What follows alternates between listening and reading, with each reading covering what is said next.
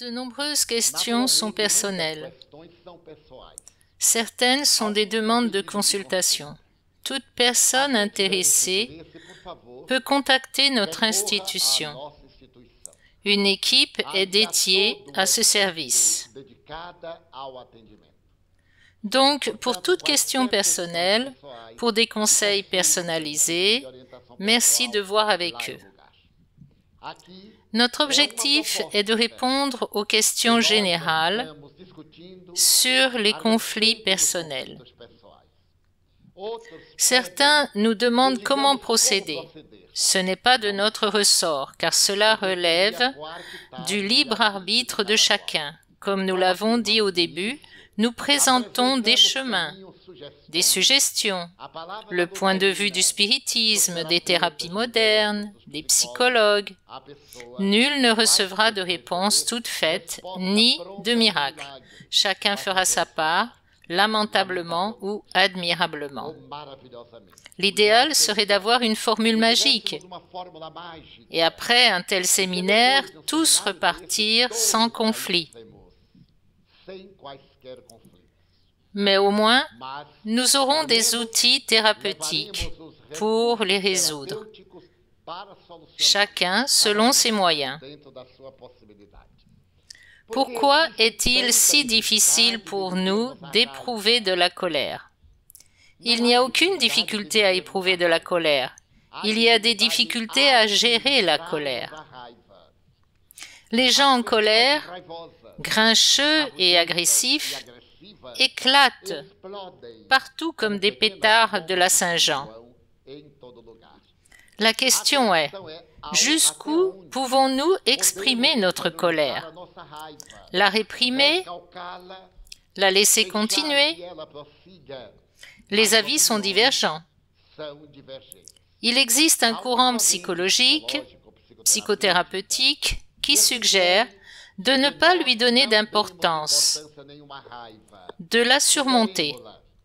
Mais un autre dit que ça la réprime. Une tendance moderne dit « Vivez votre colère si vous êtes en colère. Ne la cachez pas. C'est votre droit. Mais ne vivez pas de colère dès que la crise passe, car il s'agit d'une réaction organique lors de laquelle il y a une forte décharge d'adrénaline. Vous revenez à la normale et oubliez le facteur ou la personne responsable du déclenchement de la colère. Nous ressentons tous de la colère. C'est une réaction nerveuse de notre instinct de conservation. Chaque fois que nous sentons que quelque chose va nous agresser, entraver notre liberté, nous réagissons. Cette réaction est toujours emportée, car il y a légitime défense. En prenant conscience de soi, nous apprendrons à agir en considérant cette situation comme un défi et sans lui attribuer de valeur. Il faut alors gérer la colère, ne pas laisser le problème se prolonger et sans lui attribuer de valeur, au point de se transformer en haine qui générera des ressentiments.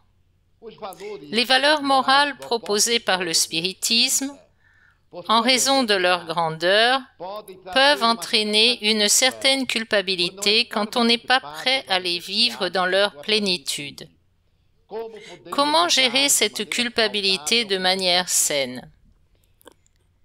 L'idéal serait de pouvoir vivre une vie idéale. Mais nous sommes contraints à la relativité. Le spiritisme nous enseigne ce qu'il y a de mieux. Et Allan Kardec nous dit que tout dépend de notre capacité d'expérimentation.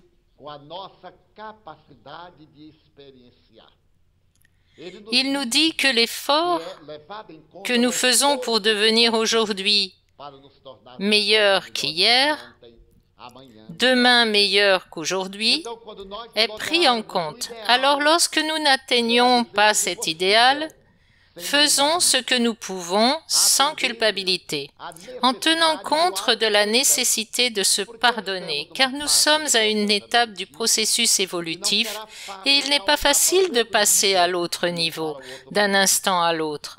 L'enfant apprend en griffonnant, puis se définissent les lignes qui caractériseront l'alphabétisation et son apprentissage. Nous ne pourrons pas lui apprendre à lire la physique quantique avant d'écrire l'alphabet. De la même manière, pour réaliser ces postulats présentés et proposés par le spiritisme, nous devons les réaliser à un niveau compatible avec notre stade d'évolution. Notre intention a une valeur prépondérante. Il n'y a pas de raison de se sentir coupable. Selon Rollo May, nous recherchons tous le mythe. Cet éloignement des contenus collectifs et cette quête excessive d'individualisme, serait-ce un des moteurs du conflit? Oui, Rollo May, en plus d'aborder le besoin du mythe, parle aussi de notre perte du sens tragique de la vie.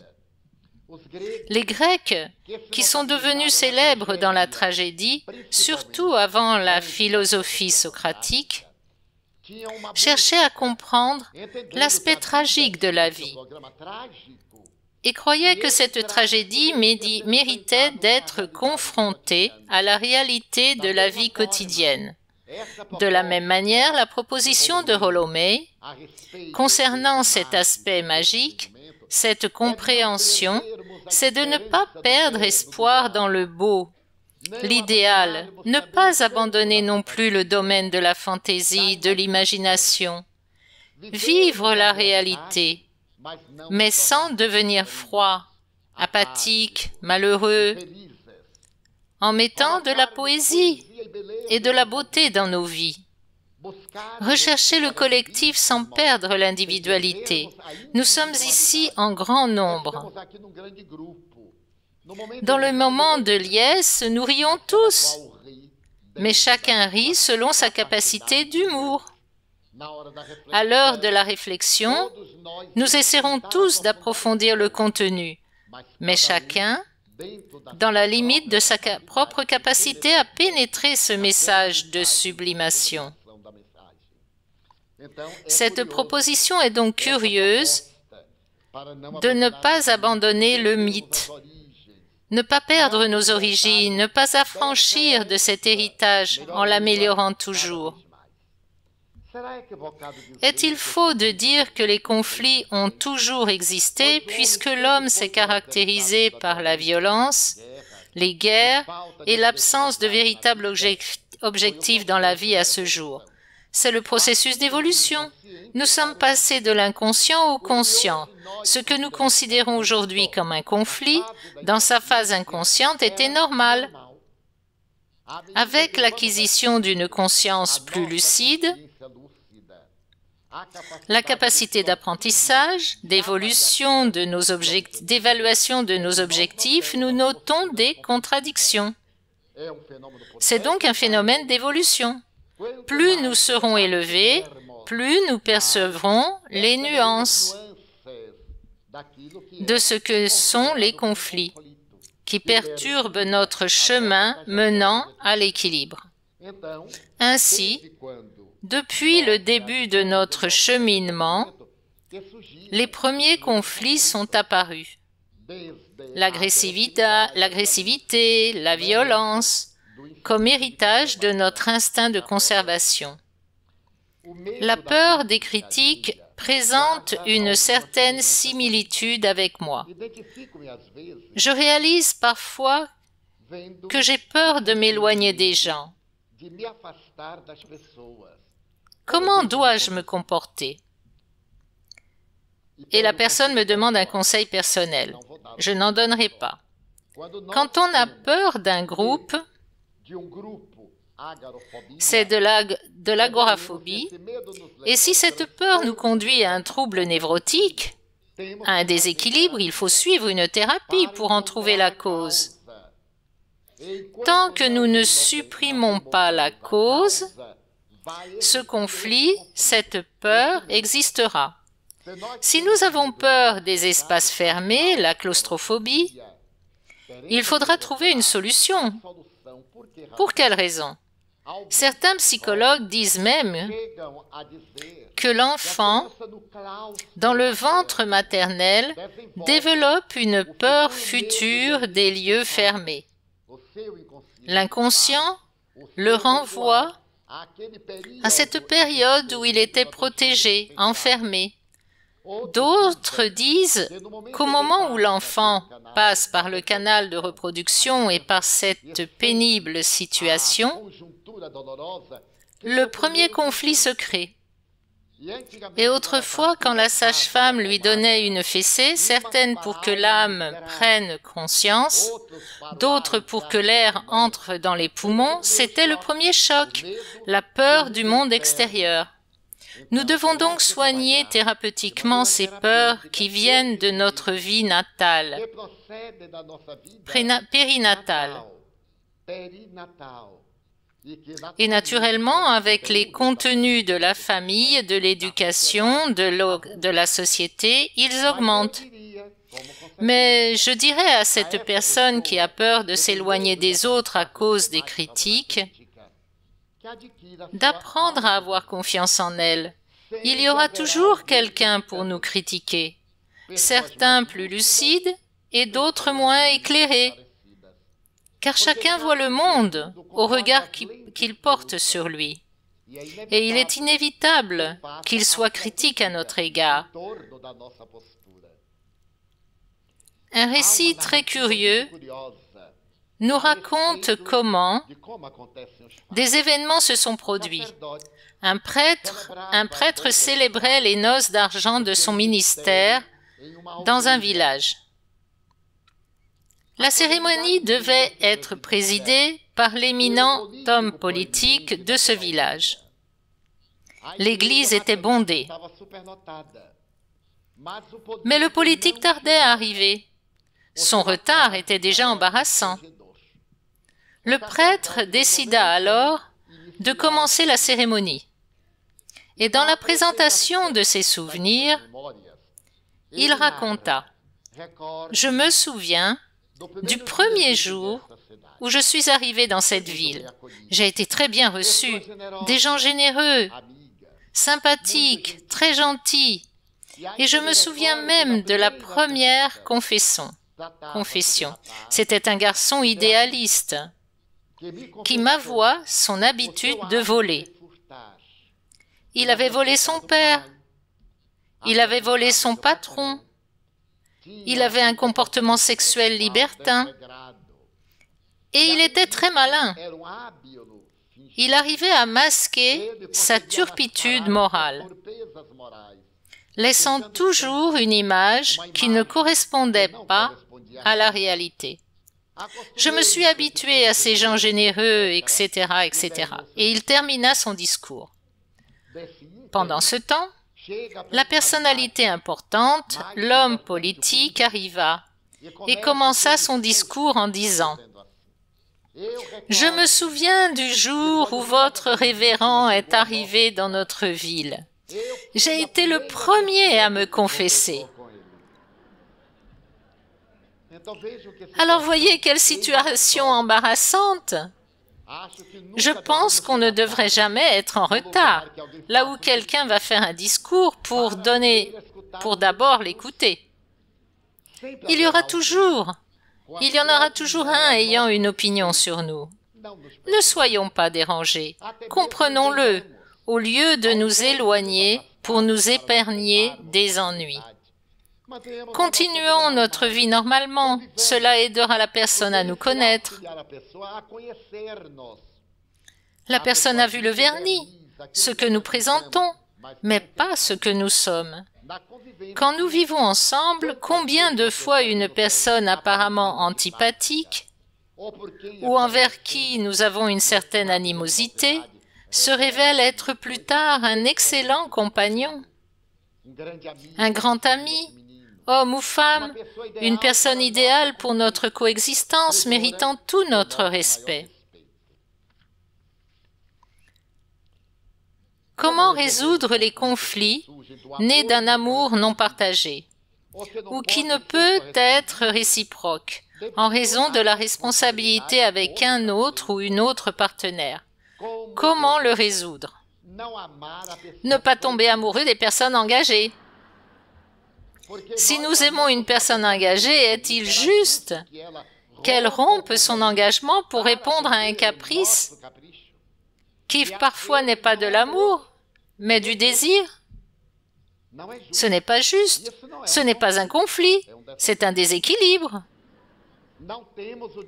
On n'a pas le droit de troubler la tranquillité d'autrui au nom de l'amour et de lui imposer ce type d'affection malsaine. Si nous forçons quelqu'un à adopter une attitude malheureuse, dont il se rendra coupable, plus tard, un autre pourra nous faire la même chose, en amenant ce don Juan ou donna Joanne à pratiquer la variation amoureuse. Il y a donc un manque de bon sens. Je recommanderais d'apprécier la personne, mais de ne pas la pousser à se soustraire à ses engagements. De plus, la vie ne nous donnera pas tout ce que nous souhaitons, car ce serait absurde. Si une personne vit avec quelqu'un et ne le quitte pas parce qu'elle ne veut pas revenir avec lui dans une autre incarnation, est-il juste de rester ainsi ou s'endette-t-elle davantage?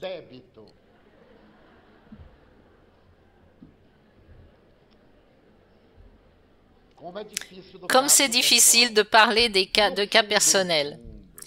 Au fond, vraiment au fond, la personne n'est pas avec l'autre de peur de l'autre incarnation. Elle s'accroche à lui de peur de n'avoir personne, car cela vaut mieux que d'être seul.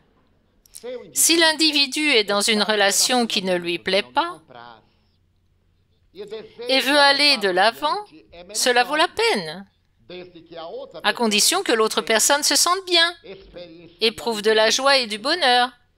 Mais si vous restez par devoir qui ne satisfait pas l'autre, ni vous-même, c'est une situation conflictuelle.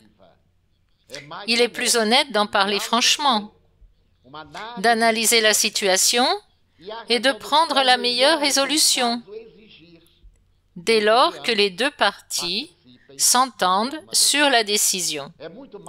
Il vaut mieux être sincère et exposer à celui que nous disons aimer ce qu'il y a dans notre âme et de chercher la meilleure façon de le résoudre, que d'avoir une attitude basée uniquement sur l'apparence ou de peur d'une dette dans une autre réincarnation.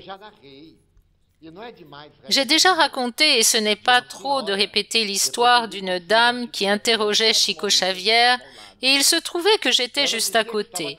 Elle lui dit qu'elle était mariée depuis 25 ans et que son mari était un ivrogne. Presque tous les 2 jours, son mari rentrait ivre et elle n'en pouvait plus. Elle voulait divorcer, mais rester à ses côtés pour en être à jamais débarrassée après cette incarnation. Alors elle disait, « L'Évangile nous demande de pardonner 70 fois 7 fois, donc 490. Durant ces 25 années, j'ai déjà pardonné plus de 4000 fois. Donc je suis libre. Qu'en penses-tu, Chico? Dois-je me séparer? » Et Chico avait l'air d'être d'accord. Mais il s'arrêta. Il s'arrêta et dit, « Écoute, ma sœur, Emmanuel dit que si tu pouvais l'endurer un peu plus, ça vaudrait mieux. Mais Chico, l'Évangile dit qu'il faut pardonner 70 fois 7 fois. Et je l'ai déjà pardonné plus de 4000 fois. » Et il conclut, « En effet, L'Évangile dit qu'il faut pardonner 70 fois, 7 fois chaque erreur. Mais alors on n'en finit jamais, dit-elle. Et Chico dit, effectivement, on n'en finit jamais. Des mois plus tard, je suis retournée à Uberaba et c'est lui qui me dit, tu te souviens de cette dame aux 4000 pardons? Bien sûr. Imagine-toi, dit Valdo, que ma chance a été qu'Emmanuel soit apparu au bon moment. Car, pauvre de moi, qui avait pitié d'elle, j'allais lui dire, « Eh bien, vous avez déjà payé, vous pouvez vous séparer. » Mais il m'a arrêté car 2 mois plus tard, son mari est décédé. Et moins de 2 mois après, j'étais là quand elle est apparue en deuil. À l'époque où on utilisait le noir comme symbole de nostalgie. Elle est apparue et je l'ai reconnue. Alors j'ai demandé, « Mais que se passe-t-il ?»« Ah, Chico, il est mort. »« Lui qui ?»« Mon mari. »« Mais quel mari ? Celui qui buvait. Et alors, ma fille ? Ah, Chico, Dieu seul sait à quel point cet homme me manque. »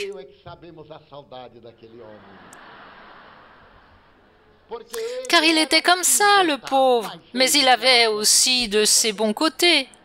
Est-ce qu'il va bien, Chico? Je veux un message de sa part, parce que c'était un homme si bon, il doit aller très bien dans l'au-delà. Ma fille, que Dieu nous pardonne. 70 fois, 7 fois. Du fait de son état, il est mort. Mais il va bien. Il y a un détail concernant ces petits applaudissements d'à présent.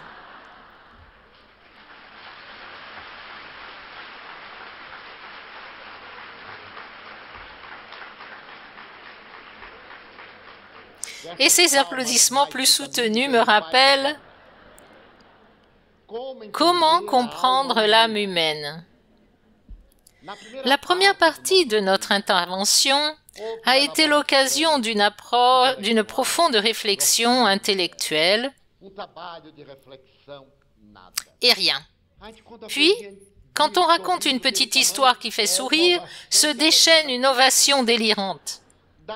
D'où la tentation, plutôt que de parler de choses qui demandent de la réflexion, de parler de celles que les gens aiment et applaudissent. Cela a toujours retenu mon attention. Où que j'aille, j'aborde des sujets techniques dans la mesure de mes limites, qui dépassent mes capacités, et je m'étonne. Je me dis, mon Dieu, je ne savais pas que je connaissais ce truc. Puis je regarde les gens, et les gens ne réagissent pas. Alors, je dis quelque chose de banal, et les gens rient et applaudissent.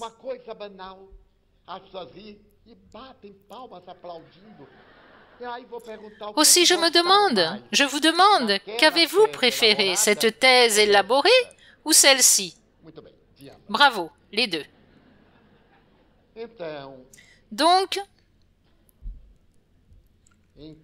tant que vous êtes avec lui, profitez-en, et vous en serez délivré dans une autre réincarnation. Ou peut-être lui demanderez-vous de venir comme votre fils, pour que vous puissiez le chérir, etc. Vous avez parlé de la peur de la mort. Que pouvez-vous dire de l'envie de mourir quand un être cher décède? C'est normal? C'est normal. Je l'ai abordé quand j'ai fait référence à la thèse de Joana de Angelis. La peur qui vient de la mort d'un être cher. Tout comme nous pouvons penser à notre mort, nous aimerions accompagner une personne. Par bonheur, l'envie de suivre le désincarné passe vite, car notre organisme a la capacité de s'adapter à de nouveaux conditionnements.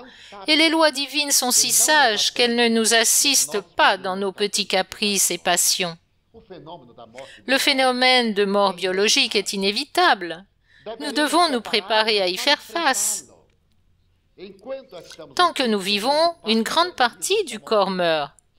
Il y a sans cesse des transformations. jusqu'à ce que ces mécanismes cessent et il y a une transformation totale de l'organisation physiologique. L'on considère que l'être aimé change d'habit, se transfère ailleurs, où il nous attendra avec joie.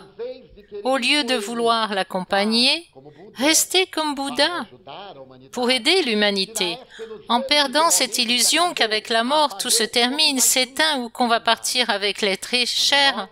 Non, quand on se désincarne, même en groupe, chacun se rend dans la région compatible avec son niveau d'évolution. Les parents et les enfants qui se désincarnent ensemble ne seront pas forcément sur le même plan dans le monde spirituel. Ils pourront se rencontrer.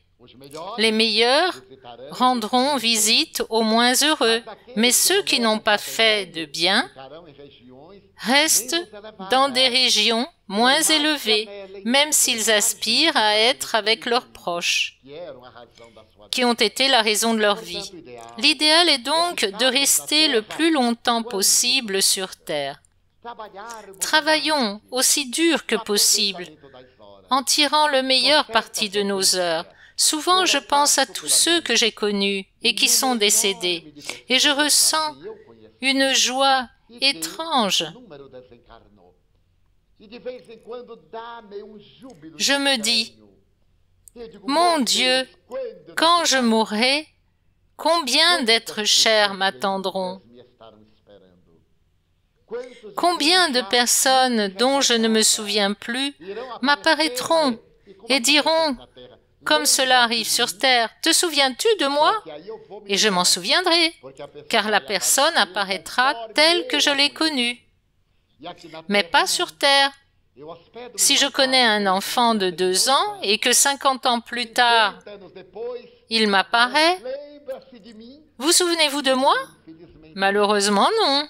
50 ans ont passé et nous avons beaucoup changé. Donc, au lieu du désir de mourir avec l'être cher, prenez le bateau de la réincarnation pour évoluer.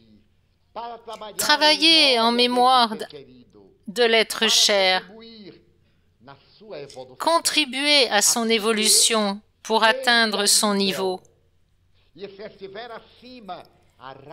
Et si vous êtes au-dessus, tirez-le vers vous.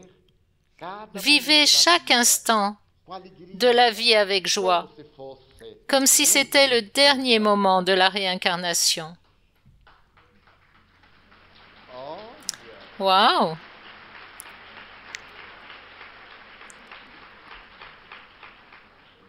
Super, merci. Si à chaque instant que nous avançons un argument plus logique, plus rationnel, plus intelligent, nous suscitons la jalousie, comment s'exprimer sans provoquer cette réaction? Nous ne pouvons. C'est inévitable. Nous vivons à notre niveau d'évolution, sans intention de nuire à qui que ce soit. Si ceux qui se trouvent à un plus bas niveau ont des attitudes malheureuses, nous n'y pouvons rien. Je connais l'histoire d'une danseuse que j'ai déjà racontée ailleurs. C'était la première danseuse d'un groupe qui effectuait une tournée aux États-Unis. Un jour, lors de la présentation du Lac des Cygnes, dans un pas de 2, elle s'élança, fit des pirouettes et tomba dans une trappe ouverte. Le loquet qui verrouillait la trappe de la scène se déverrouilla. Et dans la pénombre, elle tourna, tomba et se fractura malheureusement les pieds et les orteils. Et elle ne pouvait plus marcher. Malgré tout, elle resta très digne et surmonta cette épreuve. Avec le temps, dans son fauteuil roulant, elle vivait heureuse, au souvenir de ces beaux jours, sans regret. Après la souffrance morale et physique, était venu le réconfort d'avoir atteint le sommet de sa gloire. Des années plus tard, entre 18 et 20 ans environ, elle reçut la visite d'une personne qu'elle avait connue étant enfant. C'était la filleule de la deuxième danseuse, celle qui attendait toujours, prête à la remplacer, car le spectacle devait continuer. Ce qui se passa après la tragédie. Après l'accident, le spectacle continua, mais avec l'autre danseuse devenue la première. Cette femme était la filleule de la danseuse numéro 2 et elle était venue parler à la digne danseuse paralysée. À cette occasion, elle lui dit qu'elle était tourmentée depuis son enfance par un sentiment de culpabilité. Elle venait demander pardon. Elle lui demanda comment la tragédie s'était produite. L'autre dit, « Mais voyons, ce sont les disgrâces de la vie. Le loquet qui retenait la trappe a glissé. Et je suis tombée dans cet abîme pendant le ballet. C'était une fatalité. » La jeune fille baissa les yeux et dit, « Et si je disais que ce n'était pas une fatalité, que quelqu'un a ouvert la trappe? Normalement, je compte les pas pour guider les danseurs. Mais personne ne ferait ça. Imaginons que quelqu'un l'ait fait. » Elle était livide. Elle n'avait jamais pensé à cette possibilité. Et l'autre dit, « C'est moi qui ai ouvert la trappe. Je l'ai fait parce que vous ne tombiez jamais malade. Vous ne donniez jamais une chance à ma protectrice. Et un jour, dans la loge, je l'ai entendu dire, si seulement un malheur lui arrivait, si elle avait un accident, je pourrais la remplacer pour que tout le monde voie ma valeur. Mais on dirait qu'elle est invincible, rien ne l'arrête. Pourquoi cette trappe ne s'ouvre-t-elle pas? Pour qu'elle tombe et que j'ai ma chance. Ou serais-je toujours deuxième? Dans ma stupidité enfantine, voulant faire plaisir à ma bienfaitrice, je me suis dirigée vers le levier et j'ai compris que c'était facile. Alors, au son de la musique, quand l'expectative était grande, car le prince était transformé en cygne, j'ai doucement tiré le levier et j'ai attendu le résultat. Je vous ai vu tomber. J'ai ainsi donné l'occasion à ma bienfaitrice d'accéder à la célébrité. Avec le temps, j'ai perdu la paix. Trop de culpabilité. J'ai tenté par tous les moyens de me réhabiliter. Et le seul que j'ai trouvé est de vous demander pardon. Êtes-vous capable de me pardonner? Elle sanglotait. Elle était prête à supporter un accident fortuit, mais pas intentionnel. Je ne peux pardonner. Vous avez détruit ma vie, mes rêves. J'étais si jeune. Maintenant, âgée, paralysée, avec ce fardeau à porter sur mon âme, je ne sais si je ne vais pas succomber. Mais après cette crise vint la réaction. Les longues années de souffrance avaient adouci sa colère et elle surmonta son impulsion. Alors elle dit, « Au moins, je suis capable de vous comprendre. Je comprends, je vous excuse, car je viens d'une famille très pauvre. Mon père était mineur en Écosse.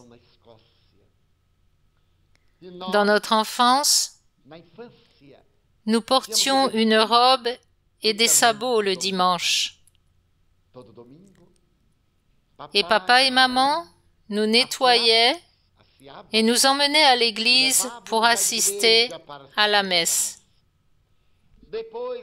Puis, ils nous offraient une promenade dans les rues commerçantes et je m'arrêtais devant les vitrines, notamment celles qui contenaient de belles paires de chaussures. Un jour, quand papa vit des larmes dans mes yeux, car je n'avais pas une paire de chaussures en daim, comme celle exposée, il dit « L'important dans la vie n'est pas d'avoir des chaussures, c'est d'avoir des pieds. Mieux vaut avoir des pieds et ne pas avoir de chaussures que des chaussures sans pieds. » Comme j'avais des pieds, j'ai eu beaucoup de chaussures. Aujourd'hui, je me contente de celle-ci, plus douce, en laine, pour envelopper mes pieds, sans circulation. Mes placards sont pleins de chaussures. Et j'ai décidé de toutes les donner, une fois que je m'en serai détaché. À quoi bon avoir des chaussures sans pieds? Voilà la leçon. Il y aura toujours quelqu'un d'amer quand notre succès, notre réussite, quant à notre succès, notre réussite, sans connaître le prix que nous payons pour notre gloire, pour notre travail. Ils nous regardent et nous imaginent triomphants, sans fardeau. Mais cela n'arrive pas. Les prix les plus variés existent pour tout type de réalisation. Par conséquent, nous ne devons pas nous en soucier. Et si notre bien peut causer de l'inconfort, nous devons faire preuve de réflexion logique et rationnelle, même si cela provoque chez ceux qui sont à des niveaux inférieurs des résultats qui sont désastreux pour eux.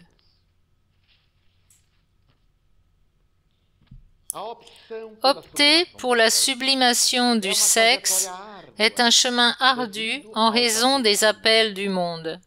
Comment continuer sans ressentir des conflits? Comment traverser cette étape de la vie? La sublimation citée ici ne signifie pas abstinence. Une utilisation appropriée est une sublimation. Le docteur Bezerra de Menezes Cavalcante s'est marié 2 fois. Il est devenu père à plusieurs reprises et a atteint le niveau élevé d'un esprit noble ici sur terre, surtout, toujours dans son corps physique. On peut s'abstenir de relations sexuelles, d'unions physiques et avoir des aspirations tourmentées.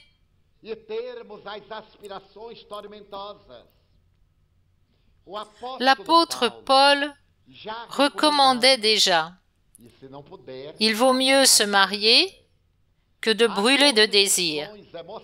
Certains n'ont pas de résistance émotionnelle à l'abstinence. Même si l'organisme a des mécanismes pour garder l'équilibre par des manifestations naturelles des émissions nocturnes. Mais si l'esprit est tourmenté, il vaut mieux brûler de manière digne cette énergie dignement plutôt que de générer des conflits et des sanctions, d'où naîtront bien des situations déséquilibrées. La question sexuelle est l'une des plus complexes de la vie humaine. Il faut toujours être vigilant, car de nombreuses postures et attitudes cachent des conflits sexuels. Il ne peut y avoir rien de pire que le puritain, cet être qui censure tout, qui voit tout avec malice. D'un point de vue dégénéré, c'est un conflit sexuel. L'individu a des inhibitions, des castrations, il a des peurs, des phobies, et bien sûr, il convertit cela.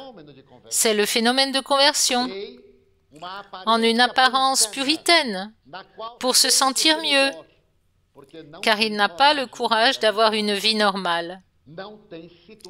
Il n'est pas en mesure physiologique ou émotionnelle de vivre le sexe comme une chose naturelle. Sublimer, c'est le pratiquer avec élévation morale, en présence de l'amour.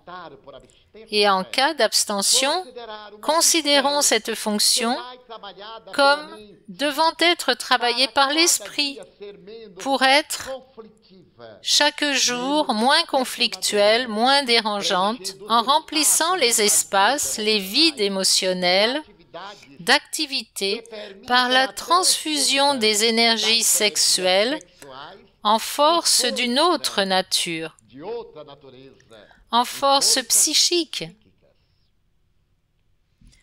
Lors d'un séminaire au centre de convention, quand nous avons abordé le sexe et l'obsession, nous avons raconté l'expérience de Chico Xavier pour sublimer les forces génératrices, et il nous a appris le mécanisme. Dans sa façon très particulière de parler, après avoir raconté une légende citée par Emmanuel, il dit « Les cellules du dispositif génésique, je les aime, mais je ne peux satisfaire leur soif à cause des engagements que j'ai pris. Donc, nous avons conclu un pacte. Nous modifierons leur structure et je les utiliserai dans l'exercice de la médiumnité psychographique. C'est simplement une manière de canaliser les énergies dans des directions particulières. Et il me dit qu'au moment de se concentrer pour réaliser le phénomène de la psychographie, il sentait une ébullition du chakra génésique ou sexuel et une température plus chaude montait et atteignait les centres du cerveau ou de la couronne, conduisant à l'extase. C'était la transformation de l'énergie sexuelle en énergie de médiumnité. Pour cette raison, les médiums doivent avoir une vie sexuelle très équilibrée pour ne pas gaspiller leur force génésique, créatrice en spectacle de sensualité perturbante, leur permettant de créer dans le monde de l'esprit des formes plus transcendantes. L'incorporation spirituelle est une brève réincarnation. La réincarnation est la véritable incorporation spirituelle définitive, dans laquelle l'esprit se plonge dans la matière et opère pendant la durée de l'existence physique. Alors sublimer ici n'implique pas s'abstenir. Si l'individu le peut, naturellement, sans conflit, ni tourment, et en surmonter ses impulsions, malgré les appels du monde, qu'il le fasse. S'il a une défection, une difficulté, qu'il recommence. C'est de l'exercice que naît l'expérience, et l'expérience qui mène à la sagesse. Nous savons que la peur est la pire ennemie de l'être humain, car elle se loge dans la citadelle de l'âme, sapant ses défenses. Que devons-nous faire pour la combattre? Il faut vérifier si la peur est normale ou pathologique, comme l'anxiété. Si je vais dans un endroit sombre, j'ai peur. c'est de l'insécurité. Je ne sais pas ce qui m'attend. Il peut y avoir un piège, un trou, un obstacle dans le sol et me faire tomber. Il peut y avoir un voleur qui m'attend, une personne mal intentionnée ou simplement un autre danger. Alors j'ai peur. C'est une peur salutaire. C'est un instinct qui me préserve. Mais si par exemple j'ai peur de rester seul dans ma chambre, c'est une peur pathologique. Si j'ai peur par exemple qu'il m'arrive quelque chose qui n'est pas naturel, c'est déjà un trouble phobique. Je dois suivre une thérapie pour trouver la cause de ce facteur conflictuel. Nous devons parler à quelqu'un d'expérience, un spécialiste, afin qu'il puisse faire une analyse non émotionnelle du problème. Car chaque fois que nous réfléchissons, nous le faisons avec nos émotions et nous voyons les choses à travers notre capacité de perception. Le spécialiste qui traite la question à des degrés divers et auprès d'un nombre variable de personnes a un point de vue très différent et comme il dispose de connaissances qui l'amènent à identifier les causes, il trouve facilement le facteur déclenchant de cette peur qui pourrait découler d'association. Une certaine chose vous rappelle inconsciemment cet événement cruel qui m'a marqué et j'ai une peur pathologique. Dès lors, la personne rationalise sa peur, examine si cela est justifié et surmonte lentement les petites peurs. Mais si elle n'y parvient pas, elle devra demander l'aide d'un spécialiste.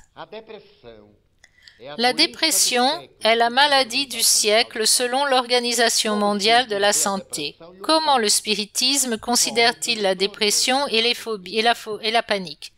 Comme des troubles affectifs que ressentent les esprits endettés ayant des racines dans le passé. La loi de cause à effet. Ou dans l'autre passé, celui de l'évolution anthropologique, ce qui nous épouvantait, ce qui nous terrifiait, la culpabilité engendrée et les facteurs actuels, facteurs d'ordre interne, héréditaires, maladies infectieuses, séquelles, de nature extérieure, conflits domestiques, difficultés socio-économiques, pression sociale, anxiété, stress. Mais l'esprit est le débiteur.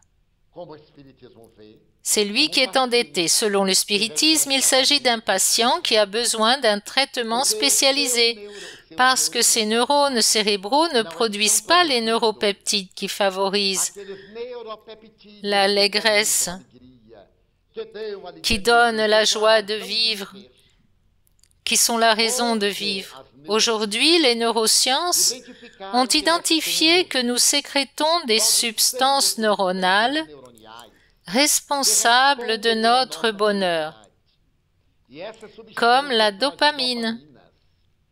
Quand on en a en abondance, dans certaines zones du cerveau, on est heureux, on dégage une aura de bonheur, on l'extériorise. Quand on en manque, on a tendance à la mélancolie, à la tristesse et au syndrome de Parkinson. Ce trouble, ce syndrome perturbateur qu'est Parkinson. Le spiritisme suit donc les acquis de la science psychologique et psychiatrique. L'absence de sérotonine et de noradrénaline produite par les neurones mène à la dépression. Mais le spiritisme va plus loin, comme nous le verrons dans l'autre module, lorsqu'il fait état d'interférences spirituelles négatives, d'obsessions, qui peuvent soit être à l'origine de la dépression et du syndrome de panique, soit être aggravantes. quand le trouble et le syndrome sont liés, déjà établis.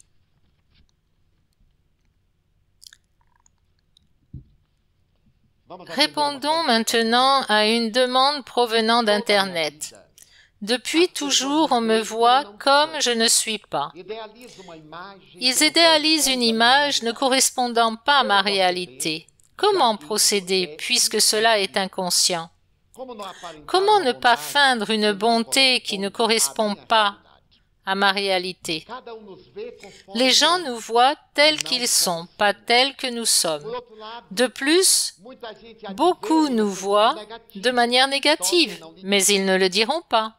Ceux qui sont gentils nous suggèrent de capter des valeurs positives qui nous font encore défaut, mais beaucoup nous voient de manière embarrassante et n'osent pas le dire. Comment faire? Vivre selon ses possibilités. Vous ne pouvez simuler une bonté que vous n'avez pas.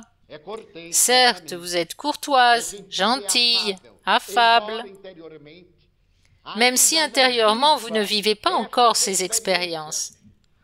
Or, il vaut mieux s'exercer au bien sans être bon que d'attendre la bonté pour présenter des expressions de gentillesse.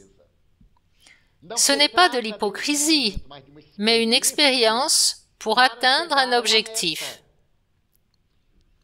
Dites la vérité sans y croire, et vous finirez imprégné par son contenu. Habituez-vous à mentir, et vous finirez par mentir pour n'importe quoi. C'est une question d'habitude. Les gens nous voient donc selon leur état actuel. Parfois, les gens me demandent, ou de vieux amis me disent, « Il y a eu des périodes, Divaldo, où tu n'étais pas si heureux, si jovial. Pourquoi étais-tu comme ça avec moi? Je trouve ça drôle. Et je ne dis rien. Pourquoi dois-je toujours être heureux, plaire aux autres, qui se donnent le droit d'être déplaisants avec moi? Et ne pas avoir le droit de me laisser aller et vivre ce moment quand je ne vais pas bien.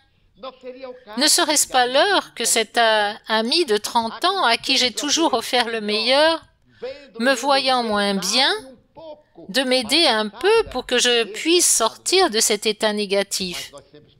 Mais nous attendons toujours que les autres nous donnent sans cesse et sans nous engager à le rendre.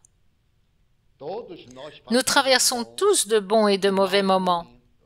Une amie se plaignait un jour de difficultés dans sa relation conjugale et disait « C'est vous qui êtes heureux, sans partenaire. » J'ai souri et dit « Demandez aux femmes seules et aux veufs qui n'ont personne si c'est bon. » Et vous verrez que la réponse est différente. Comme je ne me plains pas de la solitude, je ne la ressentant pas, je remplis mes espaces d'idéaux. Mais cela ne veut pas dire qu'on n'ait pas des manques. C'est très différent de ressentir des manques et de s'en tourmenter. Ressentir un manque et le gérer est un phénomène évolutif. Se sentir et se laisser tourmenter est un conflit. On a donc tous de bons et de mauvais moments. Et on est jugé non pas sur la totalité, mais sur chaque instant. Les gens disent « Aujourd'hui, elle ne va pas bien du tout et je suis sûr qu'on lui a dit quelque chose contre moi. » Complexe d'infériorité. Un jour, j'ai dit à quelqu'un qui m'avait dit ceci. « Divaldo, ce que tu as dit était contre moi. Mais tu crois que tu es si important que je ne pense qu'à toi? Non, il y a beaucoup de monde, avec beaucoup de tourments. Tout un tas de phénomènes variés entourent ma vie. N'allant pas bien, je me suis permis d'enfoncer le clou. J'ai dit, tu n'es qu'une personne de plus dans cet ensemble. Pourquoi la personne croit-elle que ça la concerne? Pourquoi est-ce si important? Non, pas tant que ça. Parfois, c'est quelqu'un qui provoque une situation embarrassante. Rabindranath Tagore, le poète, me dit un jour, « Ne crains pas le grand obstacle, la montagne. Vas-y lentement, et tu pourras l'escalader, mais fais très attention au chemin plein d'épines. Si tu es pieds nus. Car la montagne, tu la graviras, mais si tu parcours un chemin épineux, tu n'y parviendras pas. » Ce n'est donc pas toujours les grandes choses qui perturbent notre progression. Ce sont les petites, celles qui apparemment sont insignifiantes et qui s'additionnent si bien qu'elles prennent une telle ampleur qu'elles se transforment en vrai chaos. Celle-ci est très personnelle, mais elle peut être utile à beaucoup d'entre nous. J'ai 21 ans et j'ai été violée dans mon enfance. Je me suis fermée et j'ai peur de dire ce que je ressens, surtout à mes petits amis. Après avoir réussi à changer de comportement, j'ai approché un garçon qui faisait semblant de m'aimer, et après m'avoir utilisé, il m'a ignoré. Inconsciemment, je suis revenue à ce que j'étais avant, et cette fois encore pire. Car je ne crois en aucun homme, et je ne laisse aucun d'entre eux s'approcher de moi. Je ne déteste pas ce garçon, mais je n'aime pas le voir car quand cela arrive, je me sens mal dans ma peau parce qu'il m'a trompée. Que puis-je faire pour ne pas devenir une femme amère? Consultez un thérapeute, un sexologue. Vous devez diluer dans votre inconscient, dans votre mémoire, l'agression sauvage de cet individu psychopathe qui vous a agressé dans votre enfance. Cette marque est très cruelle et déchire la personnalité de l'enfant, mâle ou femelle. Allez voir un thérapeute pour vous soigner et vous libérer. Les hommes ne sont pas tous comme ce petit ami qui vous a utilisé. Il y a des hommes extraordinairement nobles, de vrais hommes, pas juste des coureurs. On vit entouré d'hommes et de femmes dans la définition linguistique. Mais philosophiquement parlant, l'homme, la femme sont des êtres qui pensent, qui agissent, qui ont du discernement et un noble caractère. Reprenez les rencontres. Il n'est pas nécessaire de raconter aux Grecs et aux Troyens ce qui vous est arrivé, car c'est un conflit. Vous vous sentez sali et c'est une manière de se justifier. Non, ne vous inquiétez pas pour ça. Aujourd'hui, la notion de virginité a changé. Vous n'êtes pas obligé de l'avouer à qui que ce soit.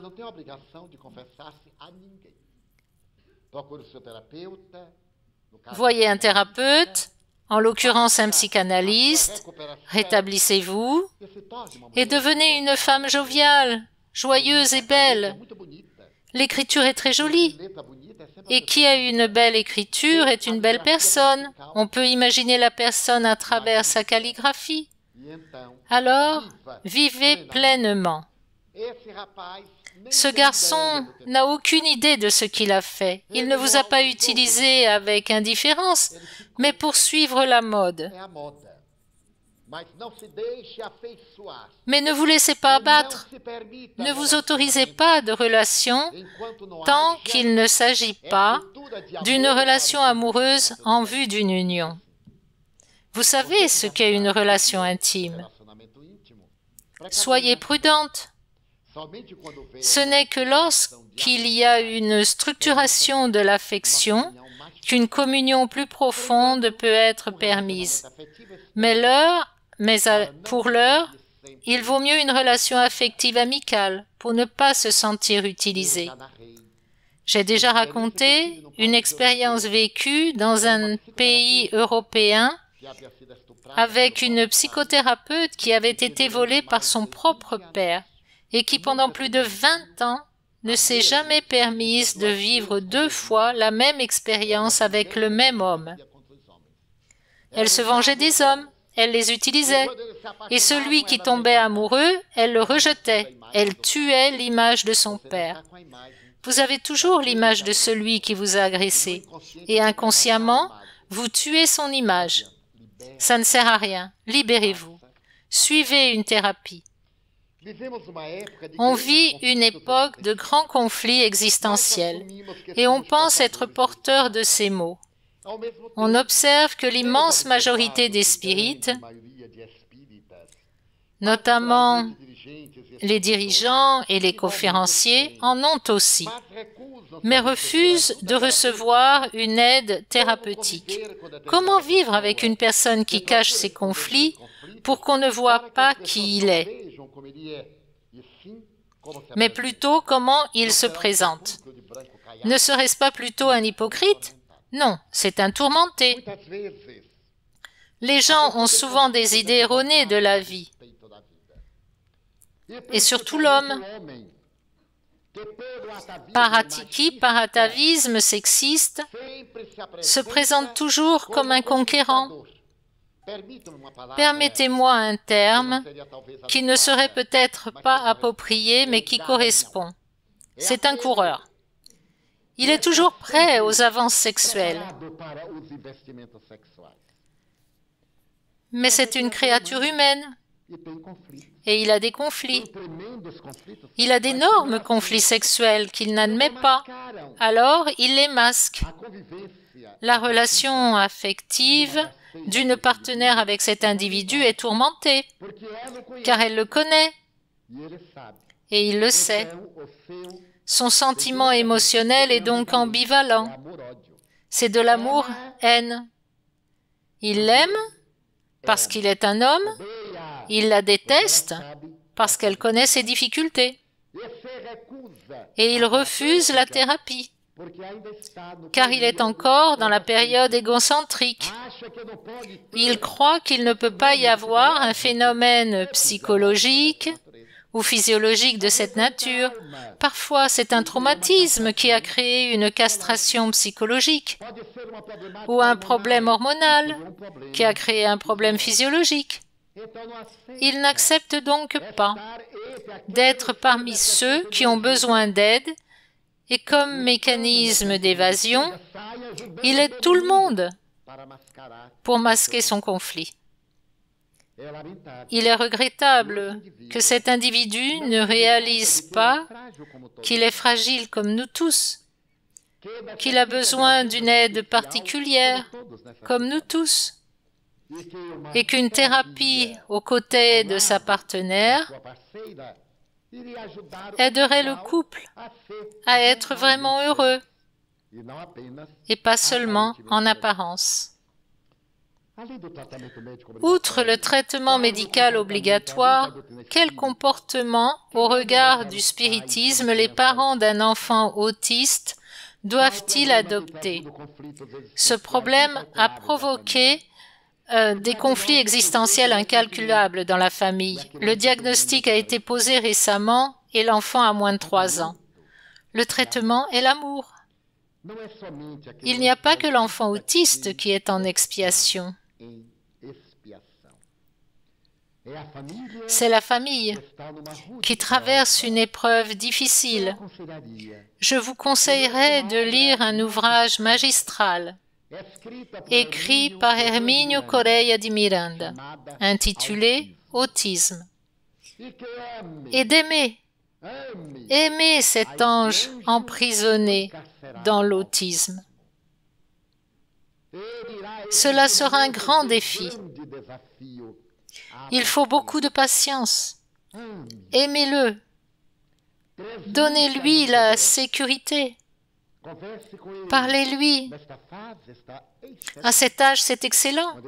Lorsqu'il dort, approchez-vous du lit et parlez-lui avec beaucoup de tendresse. Mon petit, tu as été tellement attendu.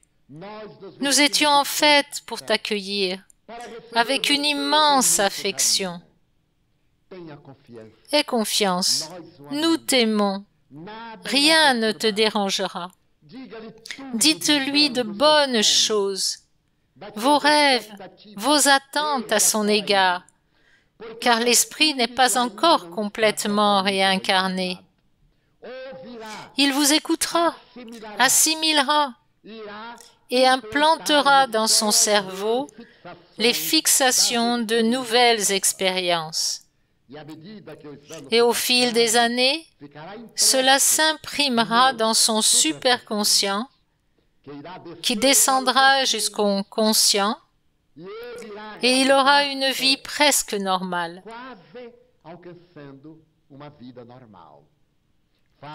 Faites-le bénéficier d'un traitement médical, appliquez des passes, beaucoup de patience et d'amour. Cet être cher que la divinité vous a donné est la carte au trésor pour vous permettre d'atteindre le royaume des cieux. N'y voyez pas le défi de l'amertume, de la tristesse, mais la rude voie de l'ascension.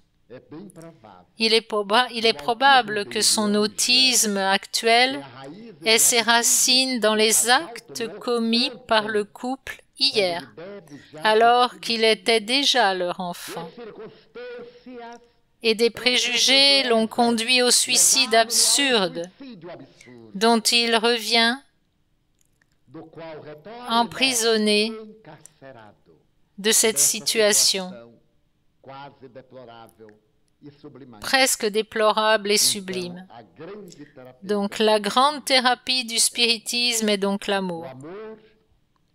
L'amour résout toutes les difficultés et constitue la thérapie la plus efficace. Même dans les thérapies conventionnelles, les plus belles floraisons des enseignements modernes, des neurosciences, recommandent l'amour comme la clé pour déchiffrer toutes les énigmes. Nous allons maintenant faire notre pause.